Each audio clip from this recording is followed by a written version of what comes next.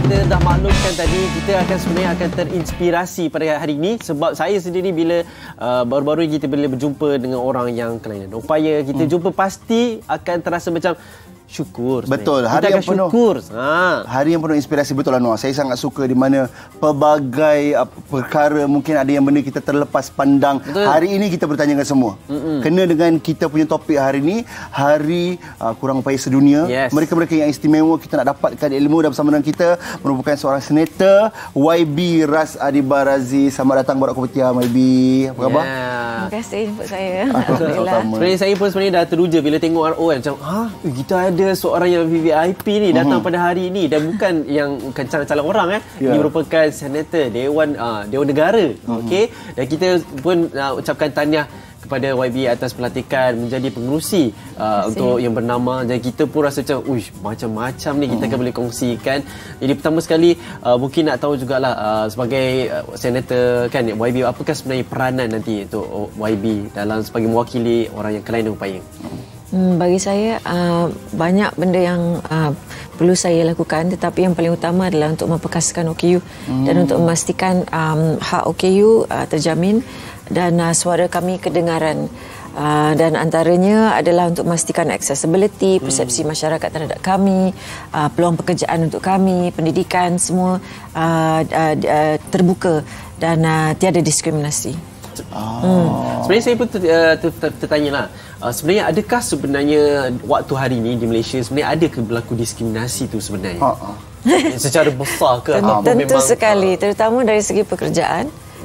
Seperti yang pernah saya alami sendiri dulu, dan bukan saya sahaja tetapi sahabat-sahabat saya yang lain. Kami melalui antaranya adalah di mana satu, tidak diberi peluang untuk hidup seperti orang yang bukan OKU. Keduanya, prasarana ataupun kemudahan untuk kami disalahgunakan. Ketiga, ada kalanya kami hendak pergi ke sekolah pun tidak diberi peluang, dan sekiranya dapat pergi ke sekolah, dia punya kena naik tangga lah, macam-macam lagi. Jadi banyak perkara yang masih perlu kita tangani untuk memastikan OKU itu boleh, orang kata, duduk sama rendah, berdiri sama tinggi dengan orang yang bukan OKU di Malaysia. Jadi memang terdiri daripada pelbagai lapisan masyarakat lah, yang dari sudut pelajaran di universiti, daripada tempat kerja dan sebagainya lah. Dan kalau YB rasanya apa yang menjadikan untuk sebagai langkah pertama, cabaran dia macam mana YB? Saya rasa yang paling utama adalah kita satu, beri pendekatan yang lebih, pemahaman yang lebih terhadap orang kurang upaya di kalangan masyarakat kita, dan itu kita boleh lakukan dengan memastikan pembelajaran di TASKA, di sekolah-sekolah, sekolah rendah, sekolah menengah, OKU mengenai subjek mengenai OKU itu dipelajari supaya mereka dapat memahami pasal OKU adalah 7 kategori.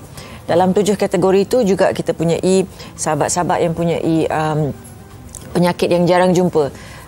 Saya selalu beritahu pada orang, sungguh pun kita tidak dapat melihatnya, tidak semestinya ia tiada. Walaupun kita mendapati orang itu nampaknya sempurna seperti orang bukan OKU, tetapi mereka mempunyai masalah dalaman, seperti juga mereka mempunyai masalah mental. Jadi banyak yang perlu kita pelajari. Sebenarnya bila saya dengar YB menjawab soalan tu, dia lebih kepada kesedaran YB. Kita lebih kena ada banyak kesedaran tentang insan istimewa ni, tentang orang kelainan upaya ini. Okey, baik. Kurang upaya. Baik, YB sebagai insan yang istimewa lah kan, bagaimanakah infrastruktur bagi memudahkan golongan kurang upaya dekat Malaysia ni? Okey, sebenarnya kita perlu ikut UBBS 34L kalau tidak silap saya, di mana kita mesti memastikan bangunan-bangunan yang baru dan yang lama. Yang lama tu kita tidak boleh, yang lebih dari 100 tahun tu kita kena pastikan ianya tidak terubah. Jadi cuma kalau kita nak menyediakan kemudahan untuk OKU tu, kita kena pastikan kita ubah sedikit saja cara rem dia, posisi dia semua. Tetapi bangunan-bangunan yang baru, dia tidak ada excuse untuk memastikan ianya adalah mesra dan ramah OKU. Jadi sekarang ni yang paling penting adalah Akta OKU 2008 tu perlu diperbaiki dan perlu diberi lagi taring kerana kami rasa tiada penguatkuasaan. Kalau orang membuat kesalahan, salah bina bangunan ataupun speknya tidak betul, orang menggunakan mengambil kemudahan yang disediakan untuk kami, tiada penguatkuasaan, itu salah. Jadi kami sekarang ini dengan sahabat-sahabat OKU, dengan harapan OKU bekerjasama juga dengan bahagian dasar di Kementerian Pembangunan Keluarga dan Masyarakat untuk memastikan hak OKU itu diberi kesamarataan dan supaya hak kami itu tidak sahaja dicakap saja tetapi dilakukan penguatkuasaan untuk memastikan kalau orang park dekat parking OKU tu letaklah RM200 pada muka RM200 ke RM500 ke betul lah YB. Saya setuju sangat benda ni sebab sebenarnya berlaku juga di kalangan kita dalam kaum-kaum kita pun kadang-kadang ada dah tulis lambang OKU besar-besar tapi tak apa kejap je itulah tapi kejap tu kita tak tahu dia membayar kejap-kejap tu okey. Ada sebab kenapa parking OKU tu dia letak di pintu utama atau berdekatan dengan pintu. Pasal ada satu kes sahabat saya di luar negara, dia nak parking kat situ, sekali dia tengok ada orang yang bukan OKU park kat situ. Jadi dia nak jumpa member dia, jadi dia parklah jauh. Jadi dia park jauh, habis tu dia transfer kat kursi roda, dia tolak. Ya, susah satu. Lepas tu orang tak nampak reverse. Pasal kita ketinggian kita sama dengan anak kecil. Dia meninggal lah pasal orang reverse.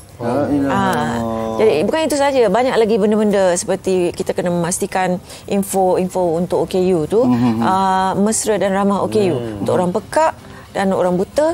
Dan orang pekak tu mesti ada jurubahasa isyarat atau closed caption. Untuk orang buta tu pastikan ada voice over, ada suara latar. Kalau tidak, video je habis tu dia orang ni yang lebih memudahkan lah baby kan. Ya.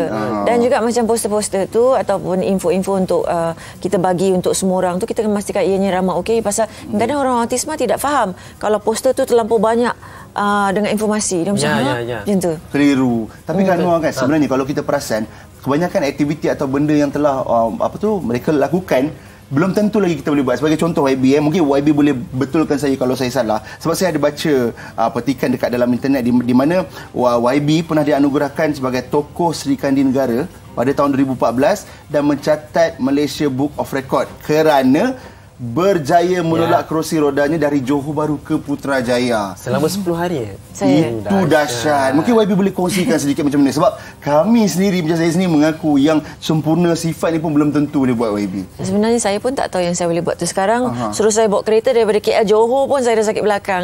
Ini tolak kursi roda daripada Johor sampai KL. Itu semua kuasa ilahi. Pasal kita tidak tahu apa yang kita boleh mampu lakukan sehinggalah itu saja yang kita perlu lakukan atau ingin lakukan. Okey, mungkin ada kenangan-kenangan yang YB nak kongsikan. Sama ada kenangan tu manis ataupun pahit sewaktu sepanjang perjalanan tu. Sebab bila saya baca artikel tu, saya terkejut. Sebab macam YB katalah, kita nak bawa kereta pun sakit belakang dan sebagainya. Apakah sebenarnya yang memberi motivasi kepada YB, yang mendorong YB yang mengatakan aku boleh? Walaupun benda itu mustahil bagi beberapa orang. Saya ingin lakukan itu sebenarnya kerana ketika itu saya mencari-cari diri saya. Pasal saya dilahirkan bukan OKU, habis itu menjadi OKU. Jadi saya tidak keruan. Saya tidak tahu bagaimana nak hidup seperti hidup saya yang baru ketika itu. Jadi sewaktu saya menolak kursi roda tu, saya berfikiran saya nak jumpa sahabat-sahabat OKU dan ibu bapa mereka dan memberitahu ibu bapa mereka untuk beri peluang untuk anak-anak mereka untuk membabitkan diri di dalam bidang sukan. Jadi ketika saya di bawah sana, orang semua turun tepi jalan tunggu saya. Anak-anak OKU ada seorang tu jumpa saya tak boleh lupa sangat. Dia tu anak tu dia cerebral palsy. Habis tu dia tunggu berhari-hari dalam hujan, dalam panas. Mak dia tak tahu bila saya akan lalu dekat kawasan dekat Johor waktu tu. Lepas tu masa dia nampak je saya, dia buat tangan dia kata kak dia macam tu tau. Habis tu dia nak peluk saya macam habis tu mak dia kata bukannya dia kenal sangat pun, tapi pasal dia dengar ada seorang OKU nak datang, jadi dia tunggu. Habis tu dia jumpa saya, dia peluk saya. Jadi lepas tu saya tahu yang sebenarnya ini adalah apa yang saya apa yang Allah telah rancang untuk saya untuk memperjuangkan hak sahabat-sahabat saya. Kita pun saya rasa satu kedudukan yang luar biasa jugalah sebab YB pun bukan wanita pertama juga kan yang menjadi wanita OKU yang untuk menjadi senator.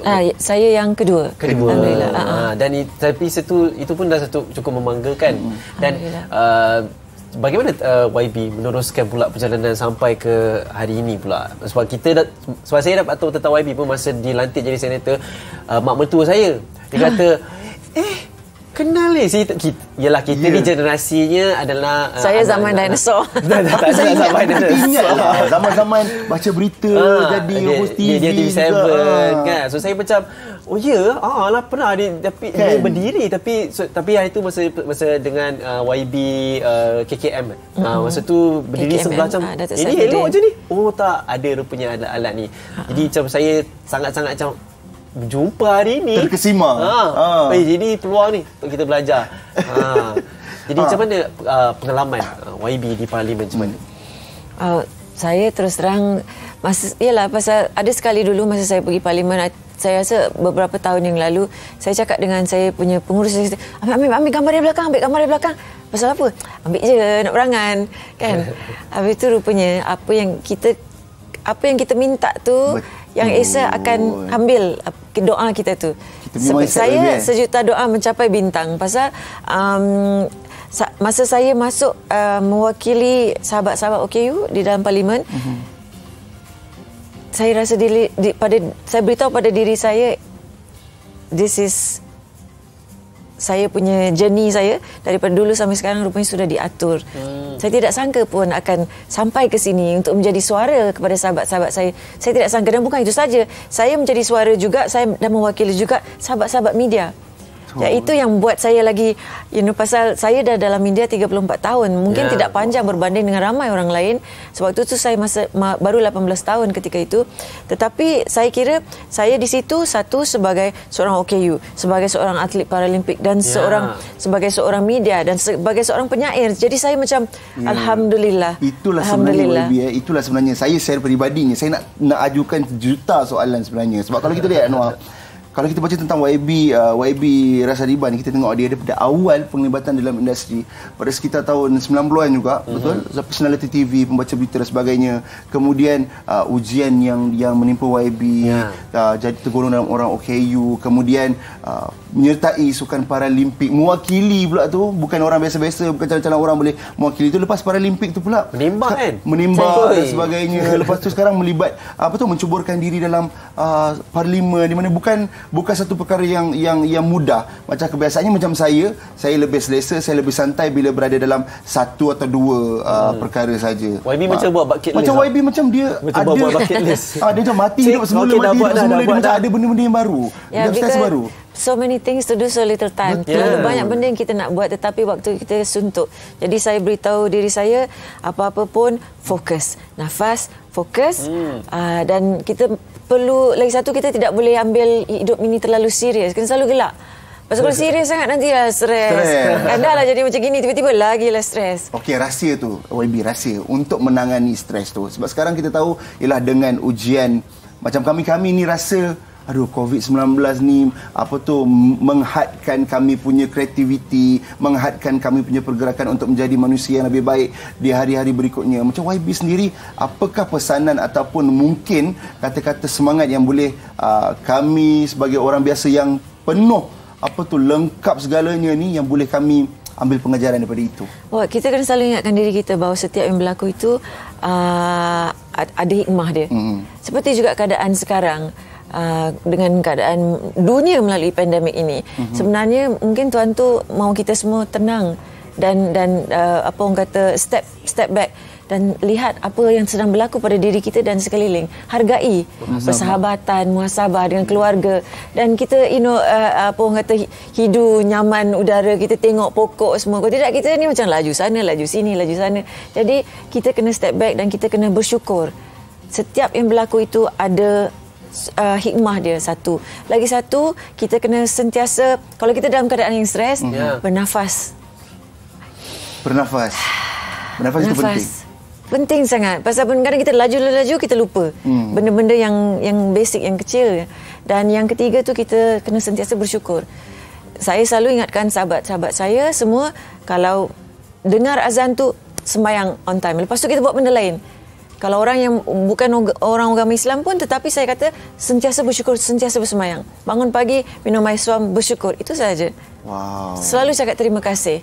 Pasal kalau kita tidak cakap terima kasih pada dia, macam mana yang Esa tu akan memberikan kita apa yang kita mahukan? Itu saja, simple saja. Bersyukur. Dan kita kena selalu ingat yang paling penting adalah dia. Dan bukan sekeliling kita. Manusia itu datang dan pergi. Yang Esa tidak. Saya selalu beritahu diri saya bahawa Tuhan itu tidak pernah mengabaikan kita. Kita yang mengabaikan dia. Pasal kita lupa. Kita laju dengan arus kehidupan. Kita lupa. Merinding saya. Merinding disco ni. Tapi betul lah. Betul. Seringkali bila benda tu walaupun memang tak diartikan bila YB mengatakan ia memang satu perkara yang mudah. Simple je. Mudah saja kita berkata bersyukur. Namun ia susah untuk dilakukan. Dia susah sebab apa? Kita selalu alpa. Kita selalu leka sebab apa yang kita nak tu. Ingatkan kita ni pentingnya untuk duit lah, untuk kesenyambungan kehidupan kita, tapi lupa untuk bersyukur. Dan kita kadang-kadang kita selalu mengharapkan manusia lain untuk buat kita happy. Betul. Saya selalu beritahu orang, awak tahu tak siapa yang boleh buat awak bahagia sebenarnya? Awak pergi kat cermin tu, yang awak tengok tu, orang tu yang boleh buat awak bahagia. Pasal dia lah best friend kita. Dia tahu kita suka makan apa, kita buat ini, buat itu, dia tahu. Jadi kita harus hargai diri kita. Beritahu selalu diri kita yang kita sayang diri kita sendiri. Pasal sungguh pun orang lain tidak beritahu kita, tak apa. Beritahulah diri sendiri, masuk lift tekan sendiri. Waduh. Masuk lift tekan sendiri. Kan dah cakap dah hari ni banyak motivasi, inspirasi dia cakap. Ni baru tetamu kita yang utama iaitu YB Rasadi Bar. Belum lagi yang selepas ni. Namun itulah kita nak ucapkan sejuta terima kasih kepada YB kerana bersama dengan kami. Sama-sama kan. Terima kasih. Jadi kita nak kongsikan terlebih dahulu untuk YB, kalau siapa nak tengok IG YB dengan Facebook, boleh kongsikan. Saya? Saya punya IG Rasadi Baratzi je. Simple je. Rasadi Baratzi. Sekarang dah ramai orang nama Rasadi Bar. So kena check yang belakang ada Razzi. Mungkin YB ada lepas nak post lagi motivational punya video kat Instagram. Yang YB pun motivator juga. Saya. So macam bolehlah kita follow ke Instagramnya dan kita akan ikuti perkembangan bagaimana. Dan kita bagi sokongan juga YB di dalam parlimen, bagaimana mendukung orang yang kurang upaya untuk di dalam Malaysia ini kan. Macam-macam kita boleh dapat dan mencapai dan mudah-mudahan dipermudahkan urusan. Terima kasih YB, terima kasih banyak-banyak.